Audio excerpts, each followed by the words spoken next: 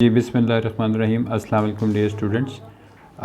उम्मीद है कि आप सब लोग खैरियत से होंगे। हमने पहले अपनी जो क्लास थी वेरिफिकेशन ऑफ डिस्ट्रीब्यूटिव लॉस, उसमें हमने distributive law of union over intersection जो था ये पढ़ा था। जिन स्टूडेंट्स ने वो क्लास नहीं अभी देखी वो जाके उसको एक दफ़ा देख लें ताकि उनको वो भी अच्छे से समझ आ जाए और जो आज हम पढ़ने जा रहे हैं वो भी उनको अच्छे से समझ आ जाए। आज की क्लास हम शुरू करते हैं। बिस्मिल्लाहिर्रहमानिर्रहीम। रब्बिश्रह ली सदरी व यस्सिर ली अमरी वाहलुल उक़दतम मिन लिसानी यफ़क़हू क़ौली। यहाँ पे डियर स्टूडेंट्स मैं आपसे पहले भी बहुत दफ़ा जो है ये हमने बात डिस्कस की है कि अगर आप मैथ्स को एक दफ़ा सिर्फ समझ लें तो आपको इसको याद रखना नहीं पड़ेगा। तो आज हम जो चीज़ करने जा रहे हैं उसको पहले मैं हाईलाइट कर दूं ताकि आपको पढ़ने में आसानी रहे। ये देखें, मैंने एक लाइन हाईलाइट की है आपके सामने और दूसरी लाइन जो है वो मैंने ये आपके सामने हाईलाइट की है। तो ये दो लॉज हैं इसमें, एक distribution law of union over intersection है और दूसरा जो है वो distributive law of intersection over union है। तो इसमें फ़र्क क्या है ये भी देख लेते हैं। बहुत इजी है। ये देखें, यहाँ पर जो आपको चीज़ दिखाई दे रही है उसके अंदर आप ये नोट करें, मैं सर्कल कर रहा हूँ। ये देखें, ये एक सर्कल मैंने किया है, इसको थोड़ा सा बड़ा कर देता हूँ ताकि आपको आराम से नज़र आ जाए। तो डिस्ट्रीब्यूटिव लॉ ऑफ यूनियन और नीचे अगर आप देखें तो यहाँ पे डिस्ट्रीब्यूटिव लॉ ऑफ इंटरसेक्शन। ठीक है, तो पहले हमने जो क्लास में किया था वो डिस्ट्रीब्यूटिव लॉ ऑफ यूनियन किया था जो ओवर इंटरसेक्शन था, और जो हम आज करने जा रहे हैं वो डिस्ट्रीब्यूटिव लॉ ऑफ इंटरसेक्शन है ओवर यूनियन। तो ये सिर्फ इसलिए आपको थोड़ा एलेबरेट करके इसलिए बताया ताकि आप इसके अंदर कंफ्यूज ना हों। ऊपर हम जो चीज़ पहले देख के आ रहे हैं उसी को अब हम नीचे सॉल्व करके चेक करते हैं कि ये लॉ जो है ये हमें क्या चीज़ बताता है। तो सबसे पहले आपके सामने हमने जो एग्ज़ाम्पल की थी ये वही वाली एग्ज़ाम्पल है। अब हम इसका पहले पार्ट 1 जो था वो पिछली वीडियो में कर चुके हुए हैं और इस वीडियो में ये वाला जिस पे मैंने एरो का साइन लगाया कि इसको हम हाईलाइट भी कर लेते हैं आपके सामने कि ये डिस्ट्रीब्यूटिव लॉ ऑफ इंटरसेक्शन है। और पहले हमने जो किया था वो हमारा यूनियन वाला था, और अब जो आज हम करने जा रहे हैं वो जिसको मैं अब सर्कल कर रहा हूँ आपके सामने, ये मैंने रेड से जिसको सर्कल किया है। ठीक है, तो ये देख लेते हैं कि ये लॉ जो है ये क्या हमें बताता है कि हम अपने इस लॉ को अगर हम प्रूफ करना चाहें तो कैसे करेंगे। ठीक है, तो इसके ऊपर हम वही 3 सेट्स हम सपोज़ कर लें कि हमारे पास 3 सेट थे ए बी सी। ठीक है, तो अब ये ए बी सी सेट्स जो हमारे पास हैं इन सेट्स को हम यहाँ नीचे आपके सामने लिख लेते हैं। हमारा ये लॉ कहता है कि A intersection B union C. ठीक है, और ये हमारा इक्वल है किसके, हम पहले जो इंटरसेक्शन है ये देखें इस ए की इंटरसेक्शन इस बी के साथ। ठीक है, तो हम पहले यहाँ पे ए की इंटरसेक्शन बी के साथ लिख लेंगे। ठीक है, फिर हम इसकी यूनियन लिखेंगे और इसकी यूनियन हमने किसके करनी है, इस ए की जो इंटरसेक्शन है वो सी के साथ। तो ये हमारा लॉ है कि हमने पहले जो ब्रैकेट में आपके पास सेट्स नज़र आ रहे हैं इनको हम पहले करते हैं और जो रिज़ल्टेंट सेट निकलता है ये हमने पिछली वीडियो में डिस्कस किया था जिसमें हमने रिजल्टेंट सेट को और सिंगलटन सेट और ये सारी चीज़ें हमने की थी। आज इसमें सिर्फ हमने क्या करना है, हम अभी सिर्फ इसके अंदर इसकी नीचे सेट्स जो हैं वो टेबुलर फॉर्म के अंदर लिख लेते हैं। तो ए के नीचे आप यहाँ पे नोट करें, जहाँ पे ये ए लिखा हुआ है हम यहाँ पे अब इसका एक सेट लिख देते हैं, और जो ए सेट है वो 1 2 3 से 20 तक है। उसके बाद फिर आपका ये साइन ऑफ इंटरसेक्शन है, और इसके बाद ये ब्रैकेट स्टार्ट हो जाती है, और बी सेट जो है आपका वो 5 10 15 से लेके पूरा लिख देता हूँ मैं आपको।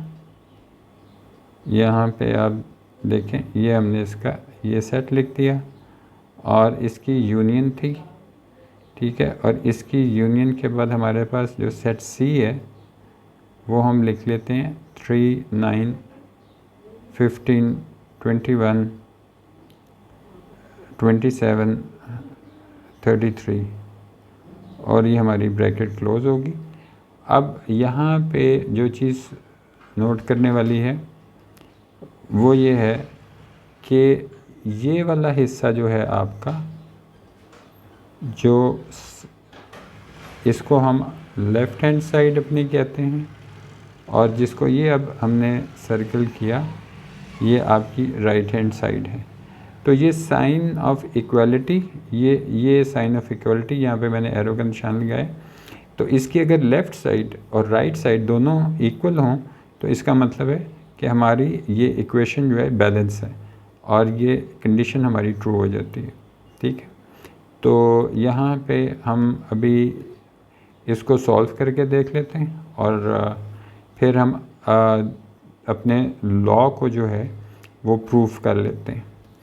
तो हमने जब पहले अपनी लेफ़्ट हैंड साइड अभी आपके सामने जो लिखी हुई है, यहाँ पे एक चीज़ नोट कर लें कि जैसे ए के नीचे हमने ये सेट लिखा था, ये देखें इंटरसेक्शन का साइन ये था, यहाँ हमने ये बी का सेट लिखा था, ये यूनियन का साइन था जो नीचे आ गया, और ये आगे सी सेट था। तो ये आपको दिखाई दे दिया, या यहाँ पे हमने इनको ऐसे लिख दिया। अब हम पहले दो सेट्स की हम यूनियन करेंगे, और किसकी करेंगे, हम सबसे पहले जिसको मैंने अभी सर्कल किया आपके सामने, इसको हम यूनियन करेंगे, ठीक है। तो अभी नीचे करके देखते हैं। ये जो हमारा सेट ए था ये तो हम अभी वैसे ही लिख देते हैं जैसे ऊपर लिखा हुआ है। ये साइन ऑफ इंटरसेक्शन है, ये आपकी ब्रैकेट। यूनियन में डियर स्टूडेंट्स आपको ये मालूम है कि जब हम दो सेट्स को यूनियन करते हैं तो किसी भी एलिमेंट को रिपीट नहीं करते, ठीक है। तो दोनों सेट्स को अगर हम देखें और इनके मेंबर्स को हम लिखना शुरू करें तो इनमें आपको सबसे छोटा मेंबर, चाहे वो किसी भी सेट में हो, वो आपको कौन सा नज़र आ रहा है, ठीक है। तो आपको दिखाई देगा कि जो फर्स्ट एलिमेंट है आपके सेट सी का, मैं इसको सर्कल कर देता हूँ, ये 3 लिखा हुआ है यहाँ पे। तो ये 3 जो है ये सबसे छोटा है, तो हम सबसे जो छोटा था उसको हम यहाँ पे अपने सेट में लिख लेते हैं। 3 लिख लिया। 3 के बाद हम देखते हैं कि दोनों सेट्स में 3 से बड़ा कौन है, तो आपको दिखाई देगा कि 3 से बड़ा जो है हमारे पास 5 है, ठीक है। तो अब हम 5 लिख लेते हैं, और इसी तरतीब के साथ हम इससे अगला देखें कौन सा है। फिर है 9, फिर 10, फिर 15, फिर 20, फिर 21, 25, 27, 30, 33। यहाँ पे ये ख़त्म हो गया, हमने इसको क्लोज़ कर दिया। तो ये देखें हमने कोई भी अपना एलिमेंट रिपीट नहीं किया। ये 3 यहाँ से आया था, ये 5 यहाँ से आया, फिर इससे बड़ा ये 9 था, फिर इससे बड़ा ये 10 था। जो चीज़ यहाँ पे नोट करने वाली है वो ये है कि यहाँ पे ये 15 लिखा हुआ था और यहाँ पे भी 15 लिखा हुआ था, लेकिन जब हम नीचे यहाँ पे 15 लिखेंगे, जिसको मैंने भी हाईलाइट किया, ये 15 एक ही मर्तबा लिखा जाएगा, क्योंकि कोई एलिमेंट रिपीट नहीं होता। तो ये जहाँ 2 दफ़ा हमने अगर 15 लिखा हुआ है, तो वहाँ पे हम सिर्फ अपने जब रिजल्टेंट सेट यूनियन कर रहे होते हैं तो सिर्फ एक ही दफ़ा उसको लिखेंगे, ताकि सारे एलिमेंट्स जो हैं वो एक दूसरे से डिस्टिंक्ट रहें।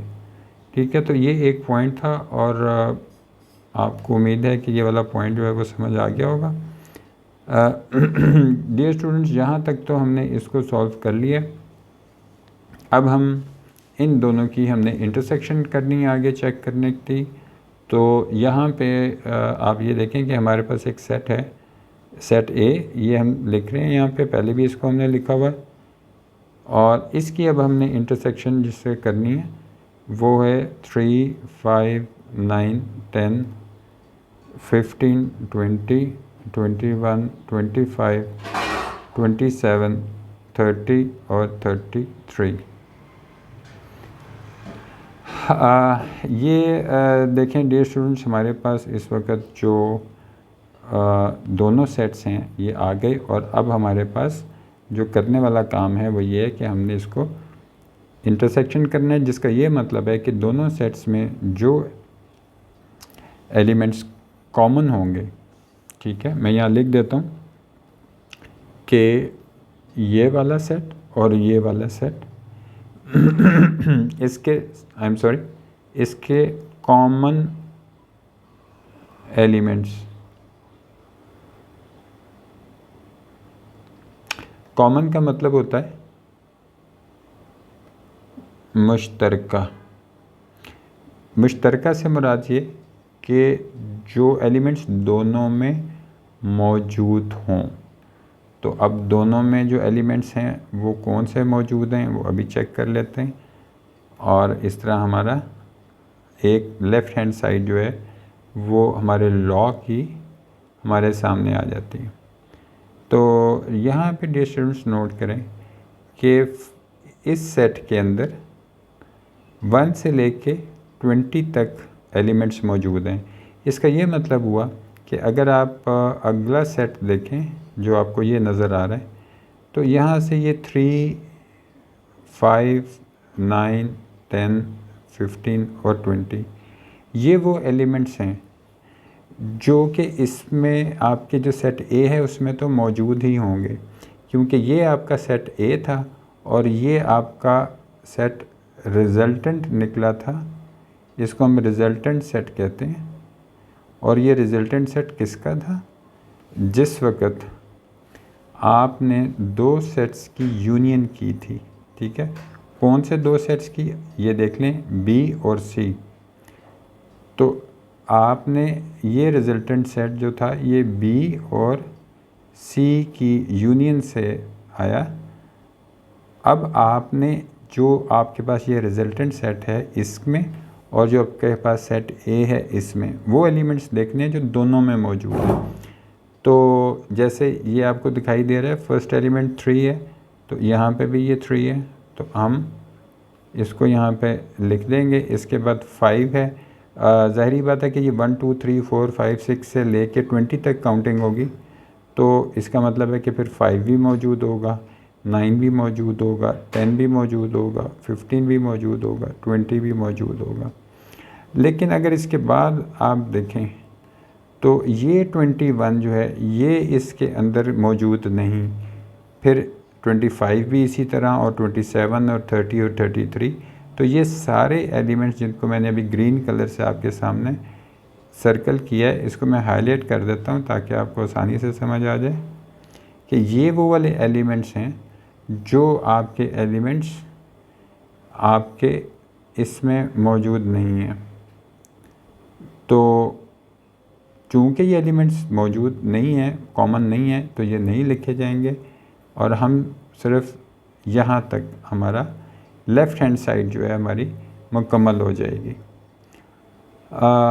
ये हम इसको सपोज़ कर देते हैं कि ये हमारा 1 जो है, ये हमने इसको स्टेटमेंट कह दी कि हमारे पास 3, 5, 9, 10, 15, 20 ये हमारे पास 1 स्टेटमेंट आ गई। तो यहाँ तक अगर कोई चीज़ ऐसी जो आपको ना समझ आई हो तो आप हमें नीचे कमेंट बॉक्स में पूछ सकते हैं, और अगर इसके अलावा भी कोई ऐसा क्वेश्चन हो जो आपको नहीं समझ में आया तो आप हमारे से कमेंट्स बॉक्स में क्वेश्चन पूछ सकते हैं। लेकिन डियर स्टूडेंट्स, अब हम आगे चलते हैं। ये बस आप याद रखिएगा। यहाँ अगला जो हमारा पार्ट था, जो हमारी राइट हैंड साइड थी, हम लिख लेते हैं राइट हैंड साइड। तो हमारी राइट हैंड साइड जो इक्वेशन की है उसके अंदर हमने जो चीज़ें प्रूफ करनी है वो A intersection B union A intersection C. A set आपको मालूम है, अभी हम लिख लेते हैं नीचे आपके सामने यहाँ पे कि हमारा जो ए सेट था वो 1, 2, 3 से लेके 20 तक था, और हमारा इंटरसेक्शन जो बी सेट था वो हमारा 5, 10, 15, 20, 25 और 30 ये था। उसके बाद हमारी यूनियन थी, और फिर ए सेट वही जो अभी हमने पहले थोड़ी देर पहले लिखा है, और इसकी इंटरसेक्शन जो थी हमारी सेट सी में थी जो कि 3, 9, 15, 21, 27 और 33 ये थी। अब हम अपने अगले स्टेप के अंदर ये देख लेते हैं कि इस सेट में और इस सेट में कॉमन जो एलिमेंट्स हैं वो कौन से हैं। तो आप ये देखें कि जिसको मैंने अभी सर्कल किया है, ये 5, 10, 15 और 20 ये एलिमेंट्स तो सारे के सारे इसमें मौजूद हैं और दोनों में एक ही जैसे कॉमन है। तो इसका ये मतलब होगा कि हम यहाँ पे अपना सेट लिख सकते हैं 5, 10, 15 और 20, ठीक है। इसके बाद यूनियन का साइन, और फिर आगे हमने जो इंटरसेक्शन देखनी है वो देखनी है हमने इसके और इसके दरमियान में कॉमन कौन से हैं।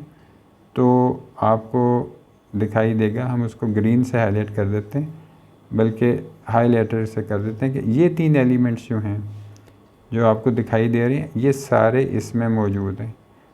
3 इसमें भी है, इसमें भी है, 9 इसमें भी है, इसमें भी है, 15 इसमें भी है, ठीक है, और आपके इसमें भी। तो इसका मतलब है कि आपके पास 3, 9 और 15 जो हैं ये वो वाले एलिमेंट्स हैं जो कि कॉमन हैं। तो हमने 3, 9 और 15 यहाँ पे लिख दिया। अब इन दोनों की यूनियन है, यूनियन आपको पता है।